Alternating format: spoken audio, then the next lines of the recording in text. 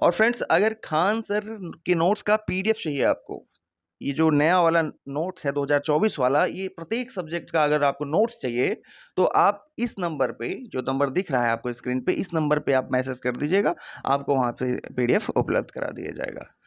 तो नंबर आप देख रहे हैं 9310587175। नमस्कार फ्रेंड्स, एडुशाला में आप सबका स्वागत है। फ्रेंड्स, आज के वीडियो में हम लोग एक बहुत ही बेहतरीन और बहुत ही महत्वपूर्ण चीज पढ़ने जा रहे हैं, और वो है पॉलिटी का अनुच्छेद। संविधान में जितने भी अनुच्छेद हैं, संपूर्ण अनुच्छेद हम लोग एक ही वीडियो में कंप्लीट कर लेंगे। ये बहुत ही महत्वपूर्ण है। कोई भी एग्जाम हो, इवन स्टेट पीसीएस तक में सीधे सीधे अनुच्छेद पूछता है, तो इसमें हम लोग भाग और उसके अनुच्छेद पूरा कंप्लीट करेंगे एक ही वीडियो में। ये मास्टर वीडियो है। इसके बाद आपको कभी अनुच्छेद से संबंधित समस्या होने वाली नहीं है, अगर आपने इसको 2-3 बार अच्छे से कंप्लीट कर लिया। इससे पहले आपके modern history, medieval history, ancient history, world geography, Indian geography, polity और जितने भी इंपॉर्टेंट सब्जेक्ट थे सब कंप्लीट कराए जा चुके हैं। अगर आपने नहीं देखा है तो आप प्लेलिस्ट में जाके देख सकते हैं। और टेलीग्राम जो है चैनल का लिंक दिया हुआ है डिस्क्रिप्शन में, उससे भी आप जुड़ जाइएगा। तो चलिए फ्रेंड्स, स्टार्ट करते हैं। तो हम लोग देखेंगे भारतीय संविधान के भाग और अनुच्छेद। तो सबसे पहले भाग 1, अनुच्छेद 1 से लेके 4 तक। तो अनुच्छेद 1 में क्या है? संघ का नाम और राज्य क्षेत्र। यह उपबंधित करता है कि भारत अर्थात इंडिया जो है राज्यों का संघ होगा। अनुच्छेद 2 जो है नए राज्यों का प्रवेश या स्थापना। अनुच्छेद 3 में नए राज्यों का निर्माण और वर्तमान राज्यों के क्षेत्रों, सीमाओं या नामों में परिवर्तन। इसके अंतर्गत संसद को साधारण बहुमत से विधेयक पास कर किसी नए राज्य का निर्माण और किसी वर्तमान राज्य के क्षेत्र, सीमा या नाम में परिवर्तन का अधिकार होता है।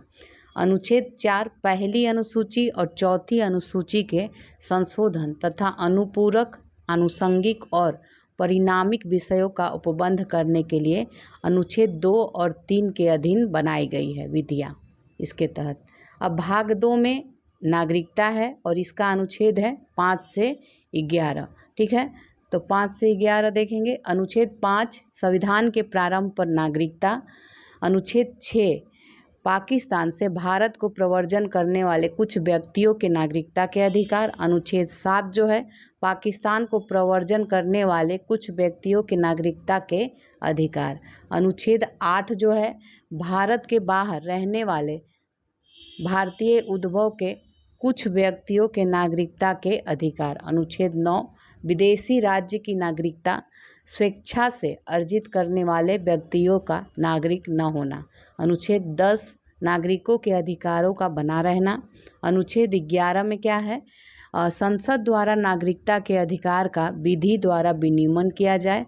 संसद ने इस अनुच्छेद द्वारा प्रदत्त शक्ति के प्रयोग में भारतीय नागरिकता अधिनियम 1955 बनाया था, संसद के द्वारा जो बनाया गया था इसी के तहत। अनुच्छेद 11। अब भाग 3 देखेंगे, अनुच्छेद 12 से 35 मूल अधिकार। अनुच्छेद 12 जो है इसके तहत भाग 3 के प्रयोजनों के लिए राज्य शब्द को परिभाषित किया गया है। अनुच्छेद 13 मूल अधिकारों से असंगत या उनका अल्पीकरण करने वाली विधियों का शून्य होना।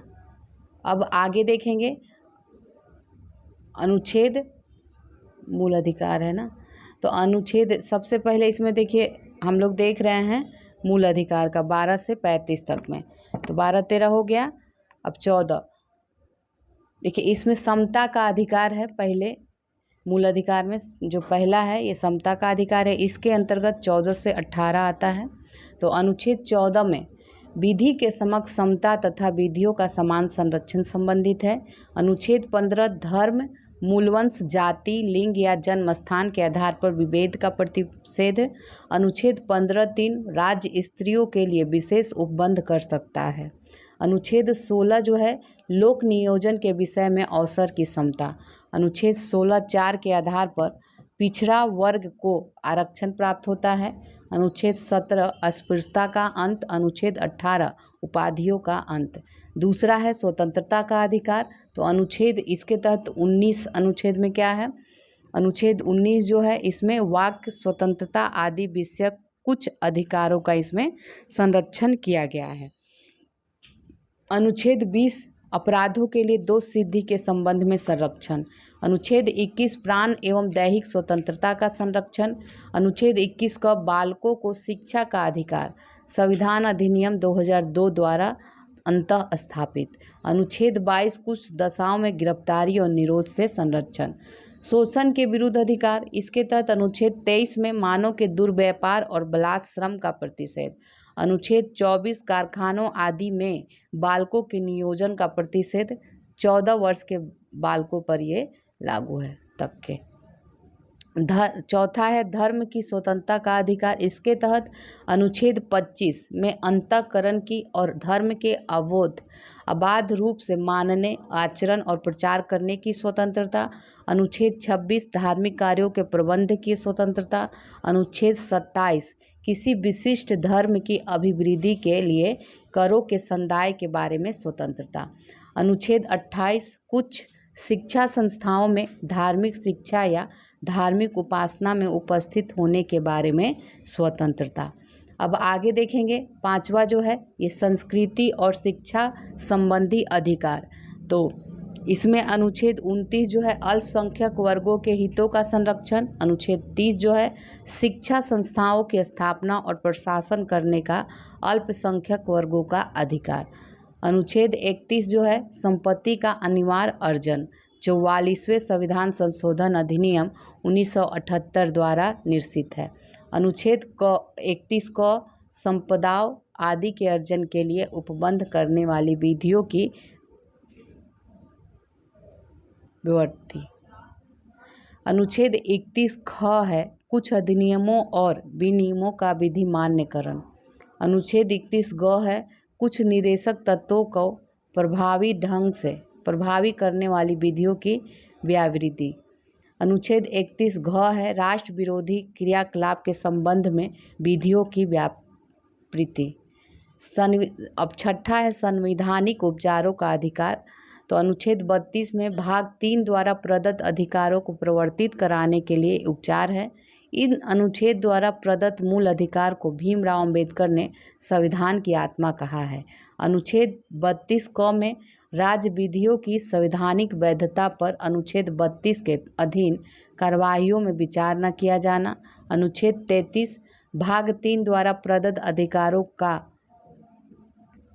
बलों आदि को लागू होने में उपांतरण करने की संसद की शक्ति दी गई है, जो सशस्त्र बल हैं उनके बारे में। अनुच्छेद 34 जब किसी क्षेत्र में सेना विधि प्रवृत्त है तब भाग 3 द्वारा प्रदत्त अधिकारों का निर्बंधन। अनुच्छेद 35 भाग 3 के उपबंधों को प्रभावी करने के लिए विधान। अस्पृश्यता तथा बलात्श्रम के लिए संसद ने इस अनुच्छेद के तहत दंड का प्रावधान किया है।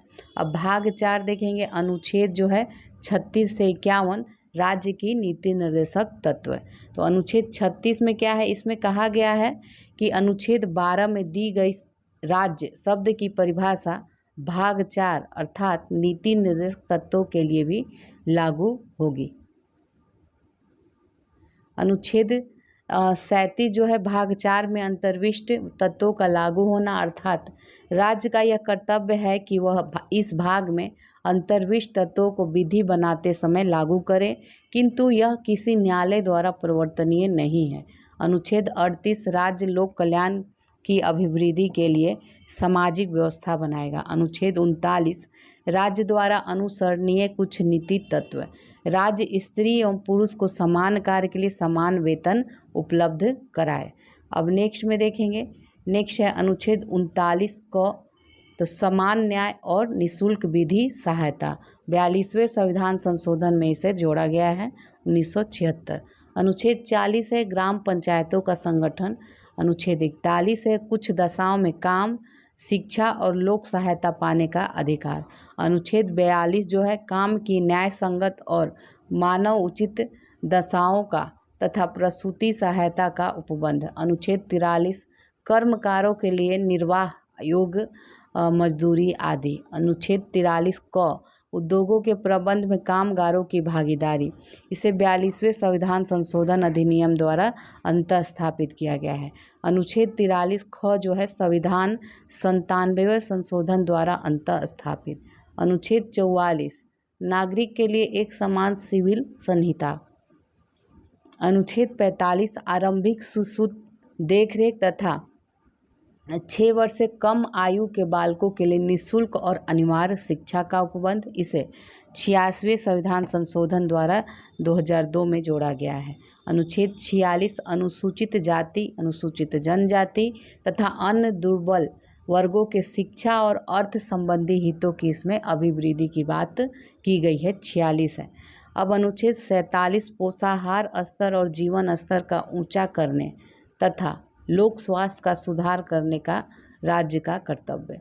अनुच्छेद 48 कृषि और पशुपालन का संगठन। अनुच्छेद 48 क पर्यावरण का संरक्षण तथा संवर्धन और वन तथा वन्य जीवों की रक्षा। 42वें संविधान संशोधन अधिनियम द्वारा इसे अंतःस्थापित किया गया है। अनुच्छेद 49 राष्ट्रीय महत्व के स्मारकों, स्थानों और वस्तुओं का संरक्षण। अनुच्छेद 50 कार्यपालिका से न्यायपालिका का पृथक्करण। अनुच्छेद 51 अंतर्राष्ट्रीय शांति और सुरक्षा की अभिवृद्धि। भाग 4 क अनुच्छेद 51 क मौलिक कर्तव्य। ठीक है, तो अनुच्छेद 51 का जो है मूल कर्तव्य, ये स्वर्ण सिंह समिति की सिफारिश पर 42वें संविधान संशोधन अधिनियम 1976 द्वारा अंतः स्थापित किया गया है।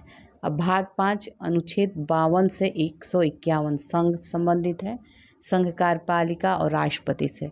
अनुच्छेद 52 भारत का राष्ट्रपति होगा। अनुच्छेद 53 संघ की कार्यपालिका शक्ति। अनुच्छेद 54 और राष्ट्रपति का निर्वाचन। अनुच्छेद 55 राष्ट्रपति के निर्वाचन की नीति। 56 में क्या है, राष्ट्रपति की पदावधि। 57 में पुनर्निर्वाचन के लिए पात्रता और अनुच्छेद 58 में राष्ट्रपति निर्वाचित होने के लिए जो अर्हताएं हैं वो। अनुच्छेद 59 में राष्ट्रपति के पद के लिए शर्तें यथा संसद या किसी राज्य के विधानमंडल का सदस्य न होना तथा कोई लाभ का पद धारण न करना। अनुच्छेद 60 जो है राष्ट्रपति द्वारा शपथ या प्रतिज्ञान। अनुच्छेद 61 राष्ट्रपति पर महाभियोग चलाने की प्रक्रिया। अनुच्छेद 62 राष्ट्रपति के पद के रिक्ति को भरने के लिए निर्वाचन करने का समय और आकस्मिक रिक्ति को भरने के लिए निर्वाचित व्यक्ति की पदावधि। अब आगे उपराष्ट्रपति। अनुच्छेद 63 में भारत का उपराष्ट्रपति। अनुच्छेद 64 है उपराष्ट्रपति का राज्यसभा का पदेन सभापति होना। अनुच्छेद 65 राष्ट्रपति के पद में आकस्मिक रिक्ति के कारण उनकी अनुपस्थिति में उपराष्ट्रपति का राष्ट्रपति के रूप में कार्य करना या उनके कृत्यों का निर्वहन करना। अनुच्छेद 66 उपराष्ट्रपति का निर्वाचन। 67 में उपराष्ट्रपति की पदावधि। 68 में है उपराष्ट्रपति के पद में रिक्ति को भरने के लिए निर्वाचन करने का समय और आकस्मिक रिक्ति को भरने के लिए निर्वाचित व्यक्ति की पदावधि। अनुच्छेद 69 में है उपराष्ट्रपति द्वारा शपथ या प्रतिज्ञान और शपथ का प्रारूप। अनुच्छेद 70 अन्य आकस्मिकताओं में राष्ट्रपति के कृत्यों का निर्वहन। अनुच्छेद 71 राष्ट्रपति या उपराष्ट्रपति के निर्वाचन से संबंधित या सशंक्त विषय। अनुच्छेद 72 क्षमा आदि की और कुछ मामलों में दंडादेश के निलंबन, परिहार, लघुकरण की राष्ट्रपति की शक्ति। अनुच्छेद 73 है संघ की कार्यपालिका शक्ति का विस्तार। अब मंत्रिपरिषद। अनुच्छेद 74 में राष्ट्रपति की सहायता और सलाह देने के लिए मंत्रिपरिषद। अनुच्छेद 75 है मंत्रियों के बारे में अन्य उपबंध, प्रधानमंत्री की नियुक्ति। अब भारत का महान्यायवादी। अनुच्छेद 76 भारत का महान्यायवादी होगा। अनुच्छेद 77 भारत का सरकार के कार्य का संचालन। इसके अनुसार भारत सरकार की समस्त कार्यपालिका कार्रवाइयों जो है राष्ट्रपति के नाम से की जाएगी। अनुच्छेद 78 राष्ट्रपति को जानकारी देने आदि के संबंध में प्रधानमंत्री के कर्तव्य। अब आगे देखेंगे संसद, ठीक है। तो अनुच्छेद 79 संसद का गठन, अनुच्छेद 80 में राज्यसभा की संरचना, 81 में लोकसभा की संरचना, 82 में प्रत्येक जनगणना के बाद राज्यों को लोकसभा में स्थानों का आवंटन व राज्यों का प्रादेशिक निर्वाचन क्षेत्रों में विभाजन का पुनः समायोजन। अनुच्छेद 83 जो है संसद के सदनों की अवधि। अनुच्छेद 84 है संसद की सदस्य के लिए अर्हता। अनुच्छेद 85 संसद के सत्र, सत्रावसान और विघटन। अनुच्छेद 86 है सदनों के अभिभाषण का और उनको संदेश भेजने का राष्ट्रपति का अधिकार। अनुच्छेद 87 राष्ट्रपति का विशेष अभिभाषण। अनुच्छेद 88 सदनों के बारे में मंत्रियों और महान न्यायवादी के बोलने व भाग लेने का अधिकार, किंतु मत देने का अधिकार नहीं। संसद के अब अधिकारी। अनुच्छेद 89 राज्यसभा का सभापति और उपसभापति। अनुच्छेद 90 उपसभापति का रिक्त होना, पद त्याग और पद से हटाया जाना। 91 जो है सभापति के पद के कर्तव्यों का पालन करना और यह सभापति के रूप में कार्य करने की उपसभापति या अन्य व्यक्ति की शक्ति। अनुच्छेद 92 जो है जब सभापति या उपसभापति के पद से हटाने या कोई संकल्प विचाराधीन है तब उसका पीठासीन न होना। अनुच्छेद 93 लोकसभा का अध्यक्ष और उपाध्यक्ष। 94 में है अध्यक्ष और उपाध्यक्ष का पद रिक्त होना, पद त्याग और पद से हटाया जाना। अनुच्छेद 95 अध्यक्ष के पद के कर्तव्यों का पालन करना या अध्यक्ष के रूप में कार्य करने की उपाध्यक्ष या अन्य व्यक्ति की शक्ति। अनुच्छेद 96 जो है जब अध्यक्ष या उपाध्यक्ष को पद से हटाने का कोई संकल्प विचाराधीन है तब उसका पीठासीन न होना। अनुच्छेद 97 सभापति और उपसभापति तथा अध्यक्ष और उपाध्यक्ष के वेतन भत्ते। अनुच्छेद 98 है संसद का सचिवालय कार्य संचालन। अनुच्छेद 99 है सदस्यों द्वारा शपथ एवं प्रतिज्ञान। अनुच्छेद 100 में सदनों में मतदान रिक्तियों के होते हुए भी सदनों की कार्य करने की शक्ति और गणपूर्ति। लोकसभा अध्यक्ष के द्वारा मत विभाजन एवं निर्णायक मत देना। अब आगे सदस्यों की निर्भरताओं से संबंधित। तो अनुच्छेद 101 है स्थानों का रिक्त होना। अनुच्छेद 102 है राष्ट्र सदस्यों के लिए निर्भरताएं। अनुच्छेद 103 है सदस्यों की निर्भरताओं से संबंधित प्रश्नों पर विनिश्चय, और ये जो विनिश्चय है ये राष्ट्रपति निर्वाचन उद्योग की राय से करता है। अनुच्छेद जो 104 है निर्वाचन आयोग है, उद्योग नहीं। तो आगे है अनुच्छेद 104 अनुच्छेद 99 के अधीन शपथ लेने पर प्रतिज्ञान करने से पहले या निर्हित किए जाने पर बैठने और मत देने के लिए शास्ति। अब आगे संसद और उसके सदस्यों की शक्तियाँ, विशेषाधिकार और उन्मुक्तियाँ। अनुच्छेद 105 संसद के सदनों की तथा उनके सदस्यों और समितियों की शक्तियाँ, विशेषाधिकार आदि। अनुच्छेद 106 सदस्यों के वेतन और भत्ते।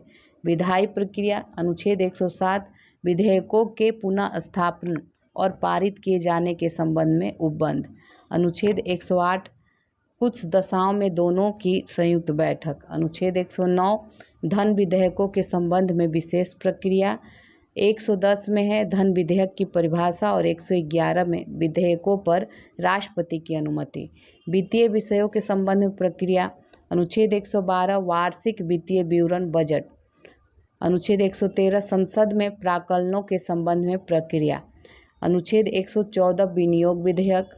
115 है अनुपूरक अतिरिक्त या अधिक अनुदान। 116 है लेखा अनुदान, प्रत्यय अनुदान और अपवादा अनुदान। अनुच्छेद 117 वित्त विधेयकों के बारे में विशेष उपबंध। अनुच्छेद 118 प्रक्रिया के नियम। 119 में है संसद में वित्तीय कार्य संबंधी प्रक्रिया या विधि द्वारा विनियमन। अनुच्छेद 120 संसद में प्रयोग की जाने वाली भाषा। इसके अनुसार संसद में कार्य हिंदी या अंग्रेजी में किया जाएगा। अनुच्छेद 121 संसद में चर्चा पर निबंधन, उच्चतम न्यायालय या किसी उच्च न्यायालय के किसी न्यायाधीश के आचरण के बारे में। अनुच्छेद 122 जो है न्यायालयों द्वारा संसद की कार्रवाइयों की जांच न किया जाना। अब राष्ट्रपति की विधायी शक्तियाँ, अनुच्छेद 123 संसद के विश्रांति काल में अध्यादेश प्रख्यापित करने की जो राष्ट्रपति की शक्ति। अब आगे देखेंगे अनुच्छेद 124, तो ये संघ की न्यायपालिका की बात करेगा। अनुच्छेद 124 है उच्चतम न्यायालय की स्थापना और गठन। 125 में न्यायाधीशों के वेतन। 126 में कार्यकारी मुख्य न्यायमूर्ति की नियुक्ति। 127 में तदर्थ न्यायमूर्ति की नियुक्ति। 128 में उच्चतम न्यायालय की बैठकों में सेवानिवृत्त न्यायाधीशों की उपस्थिति। 129 में उच्चतम न्यायालय का अभिलेखी न्यायालय होना। अनुच्छेद 130 में उच्चतम न्यायालय का स्थान। अनुच्छेद 131 में उच्चतम न्यायालय की आरंभिक अधिकारिता। 131 क में केंद्रीय विधियों की संवैधानिक वैधता से संबंधित प्रश्नों के बारे में उच्चतम न्यायालय की अनन्य अधिकारिता। अनुच्छेद 132 है कुछ मामलों में उच्च न्यायालयों से अपीलों में उच्चतम न्यायालय की अपीली अधिकारिता। 133 है उच्च न्यायालयों में सिविल विषयों से संबंधित अपीलों में उच्चतम न्यायालय की अपीली अधिकारिता। अनुच्छेद 134 दांडिक विषयों में उच्चतम न्यायालय की अपीली अधिकारिता। 134 क उच्चतम न्यायालय में अपील के लिए प्रमाण पत्र। अनुच्छेद 135 विद्यमान विधि के अधीन फेडरल न्यायालय की अधिकारिता और शक्तियों का उच्चतम न्यायालय द्वारा प्रयोक्तव्य होना। अनुच्छेद 136 अपील के लिए उच्चतम न्यायालय की विशेष इजाज़त। 137 निर्णयों या आदेशों का उच्चतम न्यायालय द्वारा पुनर्विलोकन। अनुच्छेद 138 उच्चतम न्यायालय की अधिकारिता की वृद्धि। 139 जो है कुछ रिट निकालने की शक्तियों का उच्चतम न्यायालय को प्रदत्त किया जाना। अनुच्छेद 140 उच्चतम न्यायालय की आनुषंगिक शक्तियाँ। ये 141 है उच्चतम न्यायालय द्वारा घोषित विधि का सभी न्यायालयों पर आबद्धकार होना। अनुच्छेद 142 उच्चतम न्यायालय की डिक्रियों और आदेशों का प्रवर्तन और प्रकटीकरण आदि के बारे में आदेश। अनुच्छेद 143 है उच्चतम न्यायालय से परामर्श करने की राष्ट्रपति की शक्ति। अनुच्छेद 144 सिविल और न्यायिक प्राधिकारियों द्वारा उच्चतम न्यायालय। अनुच्छेद 144 को विधियों की संवैधानिक वैधता से संबंधित प्रश्नों के निपटारे के बारे में विशेष उपबंध। 145 जो है अनुच्छेद ये न्यायालय के नियम आदि संबंधित है। 146 उच्चतम न्यायालय के अधिकारी और सेवक तथा व्यय। अनुच्छेद 147 निर्वाचन से संबंधित है। अब भारत का नियंत्रक महालेखा परीक्षक, तो अनुच्छेद 148 है भारत का नियंत्रक महालेखा परीक्षक। और अनुच्छेद 149 नियंत्रक महालेखा परीक्षक के कर्तव्य और शक्तियाँ। अनुच्छेद 150 संघ के और राज्यों के लेखाओं का प्रारूप। और अनुच्छेद 151 जो है संपरीक्षा प्रतिवेदन। अब भाग देखेंगे अनुच्छेद 152 से लेकर 237 तक। इसमें राज्य है, राज्यपाल है, ये सभी। अनुच्छेद 152 परिभाषा है। अनुच्छेद 153 राज्यों के राज्यपाल की बात होगी। 154 में राज्य की कार्यपालिका शक्ति। 155 में राज्यपाल की नियुक्ति संबंधित है। 156 में राज्यपाल की पदावधि और 157 में राज्यपाल नियुक्त होने की अर्हताएँ हैं। 158 में राज्यपाल के पद के लिए शर्तें हैं।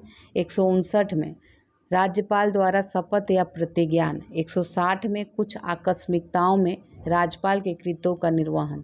अनुच्छेद 161 क्षमा आदि की और कुछ मामलों में दंडादेश के निलंबन, परिहार या लघुकरण की राज्यपाल की शक्ति।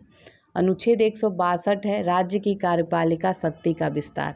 अब मंत्रिपरिषद देखेंगे। अनुच्छेद 163 राज्यपाल को सहायता और सलाह देने के लिए मंत्रिपरिषद। अनुच्छेद 164 मंत्रियों के बारे में अन्य उपबंध राज्य का महाधिवक्ता। अनुच्छेद 165 राज्य का महाधिवक्ता संबंधित है। सरकारी कार्य का संचालन। अनुच्छेद 166 राज्य की सरकार के कार्य का संचालन। 167 में राज्यपाल को जानकारी देने संबंधी में मुख्यमंत्री के कर्तव्य। राज्य का विधानमंडल। अनुच्छेद 168 राज्यों के विधानमंडल का गठन। और अनुच्छेद 169 जो है राज्यों में विधान परिषदों का उत्साधन या सृजन। अब आगे देखेंगे। आगे है 170 विधानसभाओं की संरचना। अनुच्छेद 171 विधान परिषदों की संरचना। अनुच्छेद 172 राज्य के विधानमंडलों की अवधि। अनुच्छेद 173 राज्य के विधानमंडल की सदस्यता के लिए अर्हता। अनुच्छेद 174 जो है राज्य के विधानमंडल के सत्र, सत्रावसान और विघटन। अनुच्छेद 175 सदन और सदनों में अभिभाषण का और उनको संदेश भेजने का राज्यपाल का अधिकार। अनुच्छेद 176 राज्यपाल का विशेष अभिभाषण। अनुच्छेद 177 सदनों के बारे में मंत्रियों के महाधिवक्ता के अधिकार। अब राज्य के विधानमंडल के अधिकारी देखेंगे। अनुच्छेद 178 विधानसभा का अध्यक्ष और उपाध्यक्ष। 189 अध्यक्ष और उपाध्यक्ष का पद रिक्त होना, पद त्याग और पद से हटाया जाना। अनुच्छेद 180 अध्यक्ष के पदों के कर्तव्य का पालन करना या अध्यक्ष के रूप में कार्य करने की उपाध्यक्ष या अन्य व्यक्ति की शक्ति। अनुच्छेद 181 जब अध्यक्ष या उपाध्यक्ष को पद से हटाने का कोई संकल्प विचाराधीन है तब उसका पीठासीन न होना। अनुच्छेद 182 विधान परिषद का सभापति और उपसभापति। अनुच्छेद 183 जो है सभापति और उपसभापति पद का रिक्त होना, पद त्याग और पद से हटाया जाना। अनुच्छेद 184 सभापति के पद के कर्तव्यों का पालन करने या सभापति के रूप में कार्य करने की उपसभापति या अन्य व्यक्ति की शक्ति। अनुच्छेद 185 जब सभापति या उपसभापति के पद से हटाने का कोई संकल्प विचाराधीन हो तो उसका पीठासीन न होना। अनुच्छेद 186 अध्यक्ष और उपाध्यक्ष तथा सभापति और उपसभापति के वेतन और भत्ते। अनुच्छेद 187 राज्य के विधानमंडल का सचिवालय कार्य संचालन। अब कार्य का संचालन। अनुच्छेद 188 सदस्यों द्वारा शपथ का प्रतिज्ञान। अनुच्छेद 189 सदनों में मतदान रिक्तियों के होते हुए भी सदस्यों की कार्य करने की शक्ति और गणपूर्ति। सदस्यों की निर्भरताएं। सदस्यों की निर्भरताएं 190 अनुच्छेद है। स्थानों का रिक्त होना। अनुच्छेद 191 सदस्यता के लिए निर्भरताएं। अब आगे देखेंगे अनुच्छेद 192 ये सदस्यों की निर्भरताओं से संबंधित प्रश्नों पर विनिश्चय। अनुच्छेद 193 अनुच्छेद 188 के अधीन शपथ लेने या प्रतिज्ञा करने से पहले या अहर्त होने न होते हुए निर्हृत किए जाने पर बैठने और मत देने के लिए राज्यों के विधानमंडलों और उनके सदस्यों की शक्तियाँ, विशेषाधिकार और उन्मुक्तियाँ। राज्यों के विधानमंडलों और उनके सदस्यों की शक्तियाँ और विशेषाधिकार। अनुच्छेद 194 विधानमंडलों के सदन की तथा सदस्यों और समितियों की शक्तियाँ, विशेषाधिकार आदि। अनुच्छेद 195 सदस्यों के वेतन और भत्ते। अब विधायी प्रक्रिया। अनुच्छेद 196 विधेयकों के पुनः स्थापन और पारित किए जाने के संबंध में। अनुच्छेद 197 धन विधेयकों से भिन्न विधेयकों के बारे में विधान परिषद की शक्तियों पर निबंधन। अनुच्छेद 198 धन विधेयकों के संबंध में विशेष प्रक्रिया। अनुच्छेद 199 धन विधेयक की परिभाषा। अनुच्छेद 200 विधेयकों पर अनुमति। अनुच्छेद 201 विचार के लिए आरक्षित विधि। वित्तीय विषयों के संबंध में प्रक्रिया। अनुच्छेद 202 वार्षिक वित्तीय विवरण। अनुच्छेद 203 विधानमंडल में प्राक्कलनों के संबंध में प्रक्रिया। अनुच्छेद 204 ये विनियोग विधेयक संबंधित है। अनुच्छेद 205 अनुपूरक, अतिरिक्त या अधिक अनुदान। अनुच्छेद 206 लेखा अनुदान, प्रत्यानुदान और अपवादा अनुदान। अनुच्छेद 207 वित्त विधेयकों के बारे में विशेष उपबंध। 208 है प्रक्रिया के नियम। 209 है राज्य के विधानमंडल में वित्तीय कार्य संबंधी प्रक्रिया का विधि द्वारा विनियमन। अनुच्छेद 210 है विधानमंडलों में प्रयोग की जाने वाली भाषा। अनुच्छेद 211 विधानमंडल में चर्चा पर निर्बंधन। अनुच्छेद 212 न्यायालय द्वारा विधानमंडल की कार्रवाइयों की जांच न किया जाना। राज्यपाल की विधायी शक्ति। तो अनुच्छेद 213 ये विधानमंडल के विश्रांति काल में अध्यादेश प्रख्याति करने को राज्यपाल की शक्तियाँ। अब आगे है अनुच्छेद अच्छा, अब राज्यों के उच्च न्यायालय से संबंधित अनुच्छेद 214 राज्यों के लिए उच्च न्यायालय होगा। 215 में उच्च न्यायालयों का अभिलेखीय न्यायालय होना। 216 में उच्च न्यायालयों का गठन। 217 में उच्च न्यायालयों के न्यायाधीश की नियुक्तियां और उसके पद की शर्तें। अनुच्छेद 218 में उच्चतम न्यायालय संबंधित कुछ उपबंधों का उच्च न्यायालयों को लागू होना। 219 में है उच्च न्यायालय के न्यायाधीशों द्वारा शपथ या प्रतिज्ञान। 220 है अस्थायी न्यायाधीश रहने के पश्चात व्यवसाय पर निर्बंधन। अनुच्छेद 221 है न्यायाधीशों के वेतन। 222 जो है ये किसी न्यायाधीश का एक उच्च न्यायालय से दूसरे उच्च न्यायालय को अंतरण। अनुच्छेद 223 कार्यकारी मुख्य न्यायमूर्ति की नियुक्ति।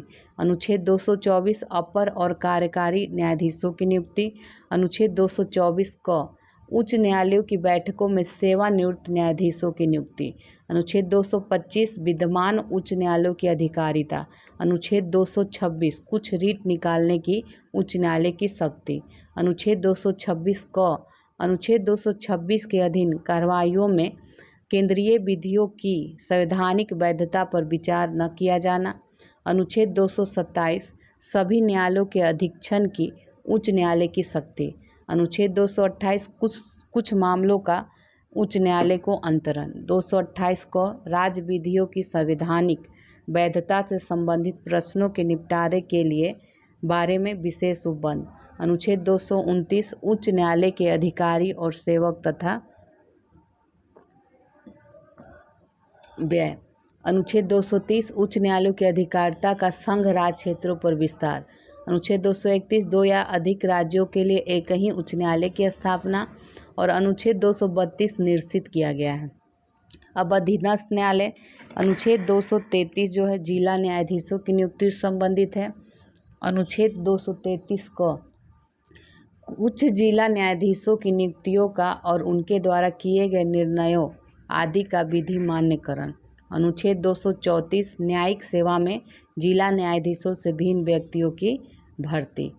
आगे देखेंगे अनुच्छेद 235 ये आपका हो जाएगा अधीनस्थ न्यायालयों पर नियंत्रण। अनुच्छेद 236 निर्वाचन। अनुच्छेद 237 कुछ वर्ग या वर्गों के मजिस्ट्रेटों पर इस अध्याय के उपबंधों का लागू होना। भाग 7 अब देखेंगे अनुच्छेद 238 पहली अनुसूची के भाग ख के राज्य इसमें है। और अनुच्छेद 238 जो है 7वां संविधान संशोधन अधिनियम 1956 द्वारा इसको निरसित कर दिया गया है। अब भाग 8 देखेंगे अनुच्छेद 239 से 242 संघ राज्य क्षेत्र। अनुच्छेद 239 जो है संघ राज्य क्षेत्रों के प्रशासन की बात करता है। और 239 क है कुछ संघ राज्य क्षेत्रों के लिए स्थानीय विधानमंडल या मंत्री परिषदों का या दोनों का सृजन। अनुच्छेद 239 क में दिल्ली के संबंध में विशेष उपबंध। 239 क ख में संवैधानिक तंत्र के विफल हो जाने की दशा में उपबंध। 239 ख में है विधानमंडल के विश्रांति काल में अध्यादेश प्रख्यापित करने की प्रशासक की शक्तियाँ। 240 में है कुछ संघ राज्य क्षेत्रों के लिए स्थानीय विधानमंडल या मंत्री परिषदों का या दोनों का सृजन। अनुच्छेद 241 संघ राज्य क्षेत्रों के लिए उच्च न्यायालय। 242 में कोडगु।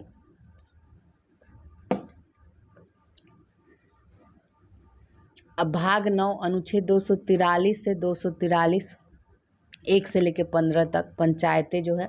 अनुच्छेद 243 में पंचायतों की परिभाषा है। 243 क में ग्राम सभा। 243 ख में पंचायतों का गठन। 243 ग में पंचायतों की संरचना। 243 घ में स्थानों का आरक्षण। 243 अंग में ये पंचायतों की अवधि आदि। 243 च में है सदस्यता की निर्भरताएं। 243 छ में पंचायतों की शक्तियां, प्राधिकार और उत्तरदायित्व। 243 ज में पंचायतों द्वारा कर अधिरोपित करने की शक्तियां और उनकी निधियां। 243 झ ये वित्तीय स्थिति के पुनर्विलोकन के लिए वित्त आयोग की गठन। 243 इ जो है पंचायतों के लेखाओं की परीक्षा। 243 ट पंचायतों के लिए निर्वाचन। और 243 ठ जो है संघ राज्य क्षेत्रों को लागू होना। 243 ड इस भाग का कतिपय क्षेत्रों को लागू न होना।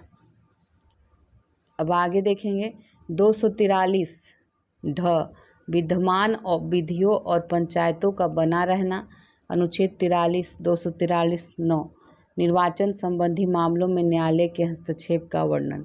अब भाग 9 को अनुच्छेद 243 में 16 से लेके 23 तक तो नगर पालिकाएँ हैं। 243 त में परिभाषाएं, 243 थ में नगर पालिकाओं का गठन, 243 द में नगर पालिकाओं की संरचना, 243 ध में वार्ड समिति आदि का गठन और संरचना, 243 न में स्थानों का आरक्षण, 243 प में नगर पालिकाओं की अवधि आदि, 243 फ में सदस्यता के लिए निर्भरताएं, 243 ब में नगर पालिकाओं आदि की शक्तियाँ, प्राधिकार और उत्तरदायित्व, 243 भ जो है नगर पालिकाओं द्वारा कर अधिरोपित करने की शक्ति और उनकी निधियाँ, 243 म वित्तायोग, 243 य नगर पालिकाओं के लेखाओं की संपरीक्षा, 243 य क में नगर पालिकाओं के लिए निर्वाचन, 243 य ख में संघ राज्य क्षेत्रों को लागू होना, 243 य ग में इस भाग का कतिपय क्षेत्रों को लागू न होना, 243 य घ में जिला योजना के लिए समिति, 243 य अंग में महानगर योजना के लिए समिति, 243 य च में विद्यमान विधियों और नगर पालिकाओं का बना रहना।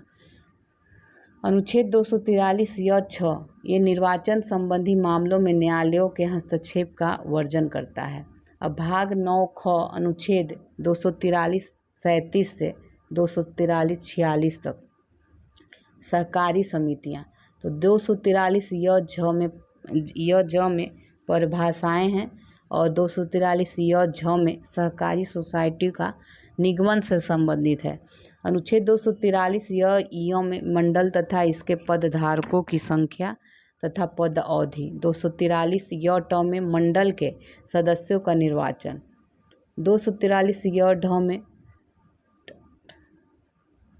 मंडल का अधिग्रमण एवं निलंबन तथा अंतरिम प्रबंध, अनुच्छेद 243 य ड में सहकारी सोसाइटियों के लेखाओं का अंकेक्षण, 243 य ढ में शासी निकाय की बैठकों का आयोजन करना है, 243 य न में सूचना प्राप्त करने का सदस्य का अधिकार, 243 य त में ब्यूरोनियां है, 243 य थ में अपराध एवं दंड। अब आगे है 243 य द बहुराज्यीय सहकारी सोसाइटियों के लिए अनुप्रयोग, अनुच्छेद 243 य ध ये संघ शासित क्षेत्रों के लिए अनुप्रयोग, अनुच्छेद 243 य न विद्यमान विधियों की सततता। अब भाग 10 अनुच्छेद 243 243 नहीं है, भाग 10 है अनुच्छेद 244 से 244 को अनुसूचित और जनजाति क्षेत्र, तो 244 में है अनुसूचित क्षेत्रों और जनजाति क्षेत्रों का प्रशासन और 244 क में है असम के कुछ जनजाति क्षेत्रों को समाविष्ट करने वाला एक स्वशासी राज्य बनाना और उसके लिए स्थानीय विधानमंडल या मंत्री परिषद का या दोनों का सृजन। अब भाग 11 में है अनुच्छेद 245 से 263 संघ और राज्यों के बीच संबंध। तो सबसे पहले विधायी संबंध देखेंगे, तो अनुच्छेद 242 में है संसद और राज्यों के विधान मंडलों द्वारा बनाई गई विधियों का विस्तार। अनुच्छेद 246 में क्या है, संसद और राज्यों के विधान मंडलों द्वारा बनाई गई विधियों का विषय वस्तु। ठीक है, अनुच्छेद आगे देखेंगे अनुच्छेद 247 ठीक है, अनुच्छेद 247 में कुछ अतिरिक्त न्यायालयों की स्थापना का उपबंध करने की संसद की जो शक्ति है। अनुच्छेद 248 अवशिष्ट विधायी शक्तियाँ, 249 राष्ट्र सूची में विषय के संबंध में विषय के संबंध में राष्ट्रीय हित में विषय बनाने की संसद की शक्ति। अनुच्छेद 250 यदि आपात की उद्घोषणा प्रवर्तन में हो तो राष्ट्र सूची के लिए संबंध में विधि बनाने की संसद की शक्ति। अनुच्छेद 251 संसद द्वारा अनुच्छेद 249 और अनुच्छेद 250 के अधीन बनाई गई विधियों और राज्यों के विधानमंडलों द्वारा बनाई गई विधियों की असंगति। अनुच्छेद 252 जो है, 2 या अधिक राज्यों के लिए उनकी सहमति से विधि बनाने की संसद की शक्ति और ऐसी विधि का किसी अन्य राज्य द्वारा अंगीकार किया जाना। अनुच्छेद 253 में अंतर्राष्ट्रीय करारों को प्रभावी करने के लिए विधान। अनुच्छेद 254 संसद द्वारा बनाई गई विधियों और राज्यों के विधानमंडलों द्वारा बनाई गई विधियों में असंगति का प्रभाव। अनुच्छेद 255 जो है, सिफारिशों और पूर्व मंजूरी के बारे में अपेक्षाओं को केवल प्रक्रिया के विषय में मानना। प्रशासनिक संबंध देखेंगे तो अनुच्छेद 256 राज्यों की और संघ की बाध्यता। अनुच्छेद 257 कुछ दशाओं में राज्यों पर संघ का नियंत्रण। अनुच्छेद 257 को संघ के सशस्त्र बलों या अन्य बलों के अभिनियोजन द्वारा राज्यों की सहायता। अब आगे देखेंगे, अनुच्छेद है 258, तो कुछ दशाओं में राज्यों को शक्ति प्रदान करने आदि की संघ शक्तियाँ। अनुच्छेद 258 क में संघ को कृत्य सौंपने की राज्यों की शक्ति। 259 में पहली अनुसूची के भाग ख के राज्यों के सशस्त्र बल। 260 में भारत के बाहर राज्य क्षेत्रों के संबंध में संघ की अधिकारिता। 261 है सार्वजनिक कार्य, अभिलेख और न्यायिक कार्रवाइयाँ। जल संबंधी विवाद। अनुच्छेद 262 में अंतर्राज्यिक नदियों या नदी दूनों के जल संबंधी विवादों का न्याय निर्णय। राज्यों के बीच समन्वय। 263 है अनुच्छेद अंतर्राज्य परिषद के संबंध में है। अब भाग 12 अनुच्छेद 264 से 300 क तक वित्त, संपत्ति, संविदाएं और वाद। अनुच्छेद 264 निर्वाचन संबंधित है। 265 जो है, विधि के प्राधिकार के बिना करों का अधिरोपण न किया जाना। 266 भारत और राज्यों की संचित निधियां और लोक लेखाएं। अनुच्छेद 267 आकस्मिक निधि। संघ और राज्यों के बीच राजस्व का वितरण। तो अनुच्छेद 268 में संघ द्वारा उद्गृहित किए जाने वाले किंतु राज्यों द्वारा संग्रहित और विनियोजित करने वाले शुल्क जो हैं। 268 क में है संघ द्वारा उद्गृहित किए जाने वाले और संघ द्वारा तथा राज्यों द्वारा संग्रहित और विनियोजित किए जाने वाले सेवा कर। 269 में है संघ द्वारा उद्गृहित और संग्रहित किंतु राज्यों को सौंपे जाने वाले कर। अनुच्छेद 270 संघ द्वारा उद्गृहित और संग्रहित तथा संघ और राज्यों के बीच वितरित किए जाने वाले कर। अनुच्छेद 271 कुछ शुल्कों और करों पर संघ के प्रयोजनों के लिए अधिभार। अनुच्छेद 272 अनुच्छेद 273 जूट और जूट उत्पादों पर निर्यात शुल्क के स्थान पर अनुदान।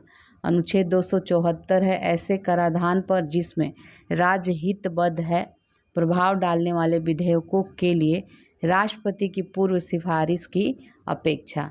अब आगे देखेंगे, अनुच्छेद 275 कुछ दशाओं को संघ से अनुदान। कुछ दशाओं में नहीं, सॉरी, फिर से देखिए, 275 में कुछ राज्यों को संघ से अनुदान की बात की गई है। अनुच्छेद 76 वृत्तियों, व्यापारों, आजीविकाओं और नियोजनों पर कर। अनुच्छेद 278 कुछ वित्तीय विषयों के संबंध में पहली अनुसूची के भाग ख के राज्यों से करार। 289 में शुद्ध आगम आदि की गणना। 280 में वित्त आयोग और 281 में वित्त आयोग की सिफारिश है। अब आगे है प्रकीर्णन वित्तीय उपबंध। अनुच्छेद 282 संघ या राज्य द्वारा अपने राजस्व से किए जाने वाले तथ्य। और 283 में संचित निधि, आकस्मिक निधि और लोक लेखा में जमा धनराशियों की अभिरक्षा। अनुच्छेद 284 लोक सेवकों और न्यायालयों द्वारा प्राप्त वादकर्ताओं की जमा राशियों और अन्य धन राशियों की अभिरक्षा। 285 में संघ की संपत्ति को राज्य के कराधान से छूट। अनुच्छेद 286 माल के क्रय या विक्रय पर कर के अधिरोपण के बारे में निबंधन। अनुच्छेद 287 विद्युत पर करों से छूट। अनुच्छेद 288 जल या विद्युत के संबंध में राज्यों द्वारा कराधान से छूट। 289 राज्यों की संपत्ति और आय को संघ के कराधान से छूट। 290 है कुछ व्ययों और पेंशनों के संबंध में समायोजन। अनुच्छेद 290 का कुछ देवस्व निधियों को वार्षिक संदाय अनुच्छेद 291 शासकों की निजी थैली की राशि। उधार लेना, अनुच्छेद 292 भारत सरकार द्वारा उधार लेना। अनुच्छेद 293 राज्यों द्वारा उधार लेना। अब संपत्ति, संविदाएं, अधिकार, दायित्व, बाध्यताएं और वाद के बारे में है। अनुच्छेद 294 कुछ दशाओं में संपत्ति, आस्तियों, अधिकारों, दायित्वों, बाध्यताओं का उत्तराधिकार।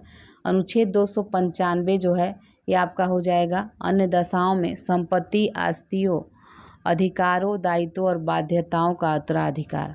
296 है राजगामी या व्यक्तिगत या स्वामी विहीन होने से प्रदत्त संपत्ति।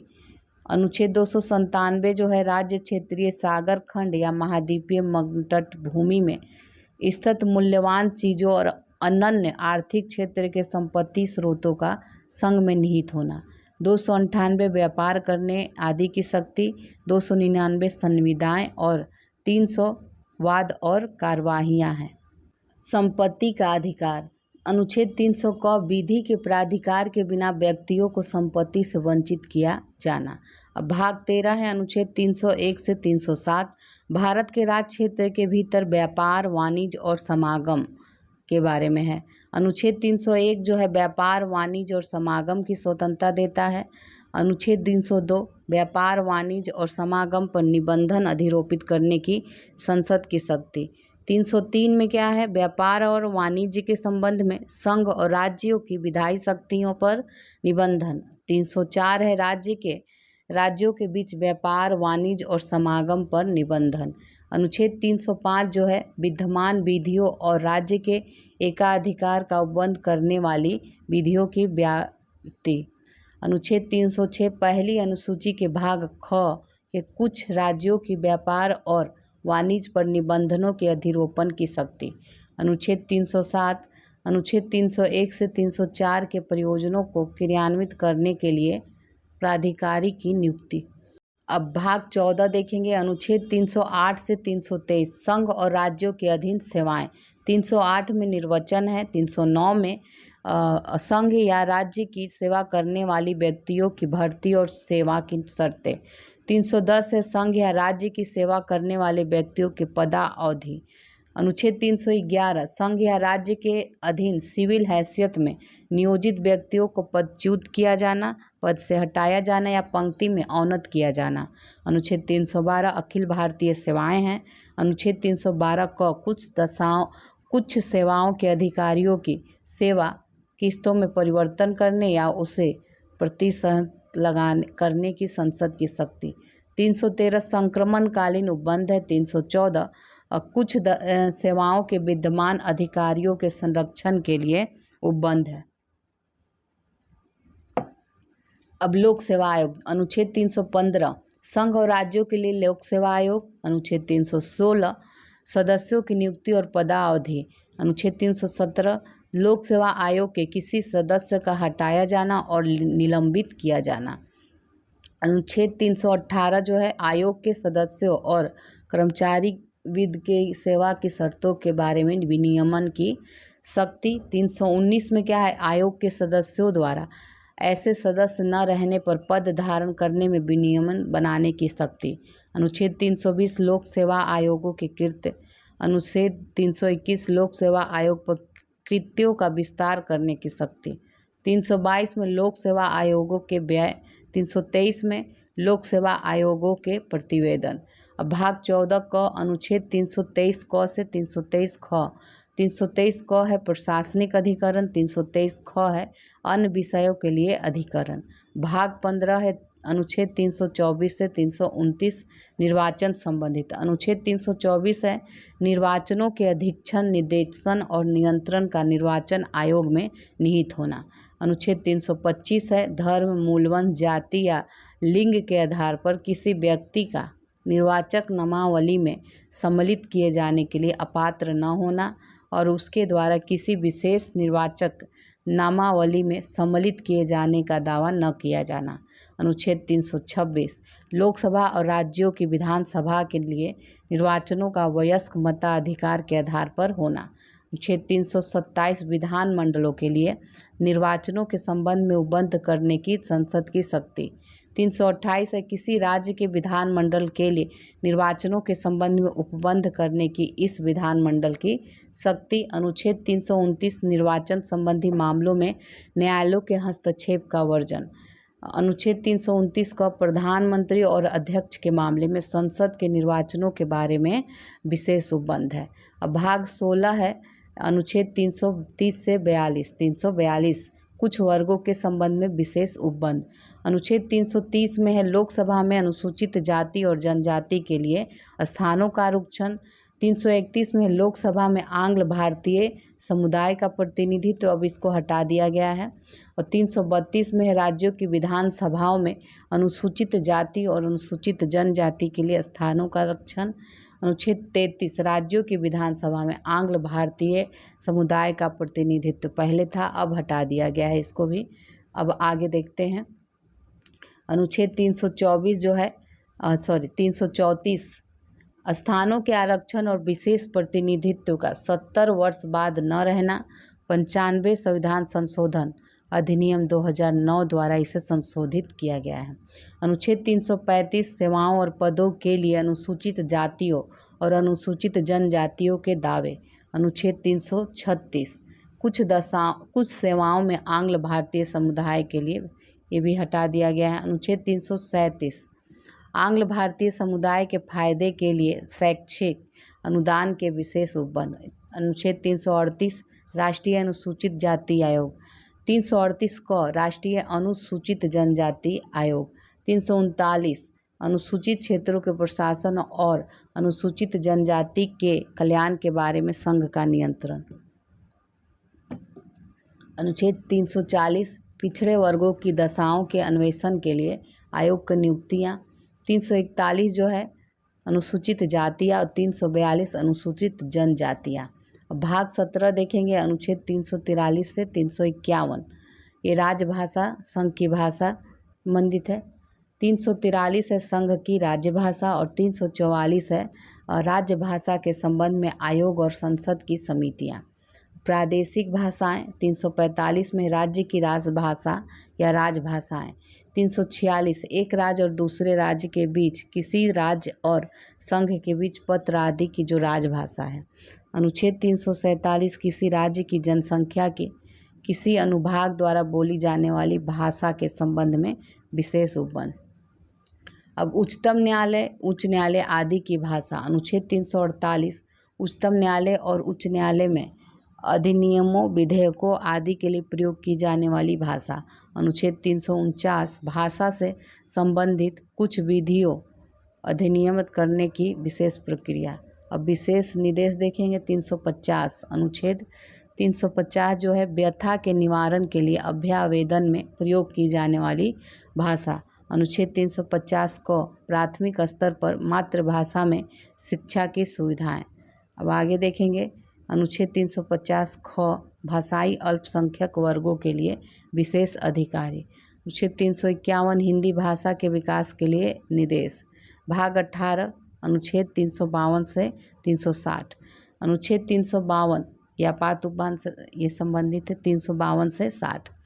अनुच्छेद 352 जो है आपात की उद्घोषणा करता है। अनुच्छेद 353 आपात की उद्घोषणा का प्रभाव। अनुच्छेद 354 जब आपात की उद्घोषणा प्रवर्तन में है तब राजस्व के वितरण संबंधी उपबंध का लागू होना।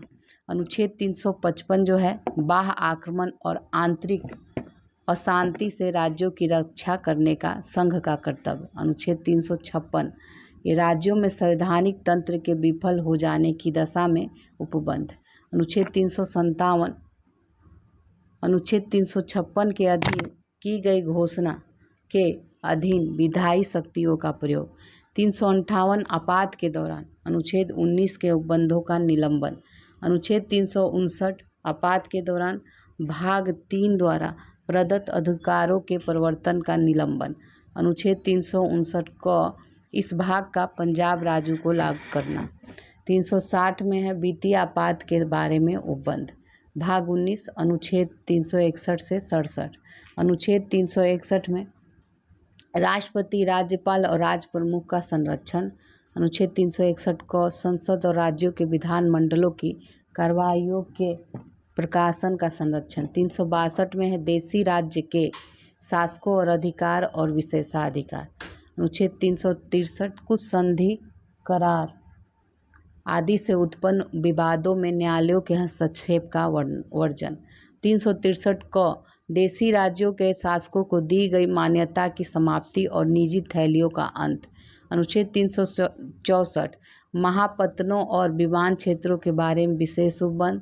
अनुच्छेद 365 संघ द्वारा किए गए निर्देशों का अनुपालन करने में या उनको प्रभावी करने में असफलता का प्रभाव। 366 में परिभाषाएं हैं और 367 में निर्वचन है। भाग 20 अनुच्छेद 368 संविधान का संशोधन। अनुच्छेद 368 जो है संविधान का संशोधन करने की संसद की शक्ति और उसकी लिए प्रक्रिया। अनुच्छेद आगे देखेंगे। भाग 21 अनुच्छेद 369 से 392 अस्थायी संक्रमणकालीन और विशेष उपबंध। तो अनुच्छेद जो 369 है राज्य सूची के कुछ विषयों के संबंध में विधि बनाने की संसद की इस प्रकार अस्थायी शक्ति मानव व समवर्ती सूची के विषय हैं। अनुच्छेद 370 जम्मू कश्मीर से संबंध में अस्थायी उपबंध। 371 महाराष्ट्र और गुजरात राज्यों के संबंध में विशेष उपबंध। 371 क नागालैंड राज्य के संबंध में विशेष उपबंध। 371 ख असम के बारे में है विशेष उपबंध। 371 ग जो है मणिपुर राज्य के संबंध में। 371 घ हो गया आंध्र प्रदेश राज्य के संबंध में और विशेष उपबंध। और 371 अंगा जो है आंध्र प्रदेश के केंद्रीय विश्वविद्यालय की स्थापना से संबंधित है। 371 च जो है सिक्किम राज्य के संबंध में विशेष उपबंध। 371 छ मिजोरम राज्य के संबंध में विशेष उपबंध। 371 ज अरुणाचल प्रदेश से संबंधित है। 371 झ गोवा से संबंधित है। 372 विद्यमान विधियों का प्रवर्तन बने रहना और उनका अनुकूलन। 372 क में विधियों का अनुकूलन करने की राष्ट्रपति की शक्ति। 373 में निवारक निरोध में रखे गए व्यक्तियों के संबंध में कुछ दशाओं में आदेश करने की राष्ट्रपति की शक्ति। 374 जो है फेडरल न्यायालय के न्यायाधीशों और फेडरल न्यायालय में या सब परिषद हिज मजिस्ट्रेटी के समक्ष कार्रवाइयों के बारे में उपबंध। 375 में क्या है संविधान के उपबंधों के अधीन रहते हुए न्यायालयों प्राधिकारियों और अधिकारियों का कृत्य करते रहना। 376 है उच्च न्यायालय के न्यायाधीशों के बारे में उपबंध। 377 भारत के नियंत्रक महालेखा के परीक्षक। 378 लोक सेवा आयोग के उपबंध। 378 क आंध्र प्रदेश विधानसभा की अवधि के बारे में विशेष उपबंध। 369 निश्चित है और 392 जो है 300 देखिए 69 70 नहीं 378 तक हो गया था क में ये है। 389 से 91 निश्चित है और 392 जो है कठिनाइयों को दूर करने की राष्ट्रपति की शक्ति। आगे देखेंगे भाग 22 है अनुच्छेद 393 से 95 संक्षिप्त नाम प्रारंभ हिंदी में प्राधिकृत पाठ और निरसन। 393 जो है संक्षिप्त नाम इस संविधान का संक्षिप्त नाम भारत का संविधान है। अनुच्छेद 394 यह अनुच्छेद संविधान के लागू होने के बारे में उपबंध करता है और इसके अनुसार अनुच्छेद 5, 6, 7, 8, 9, 60, 324, 366, 367, 389, 380, 388, 391 और 392 तथा 393 तथा स्वयं 394 ये कुल 16 जो है तुरंत तथा शेष अनुच्छेद 26 जनवरी 1950 को प्रवृत्त होंगे। अनुच्छेद 394 क हिंदी भाषा में प्राधिकृत पाठ और अनुच्छेद 395 जो है संविधान के लागू होते ही पहले के सभी अधिनियम रद्द हैं। ठीक है, जो 1909, 1919 के और 1935 के जो सब अधिनियम थे वो रद्द हो गए। तो देखिए इस तरह आपका पूरा अनुच्छेद कंप्लीट हो गया।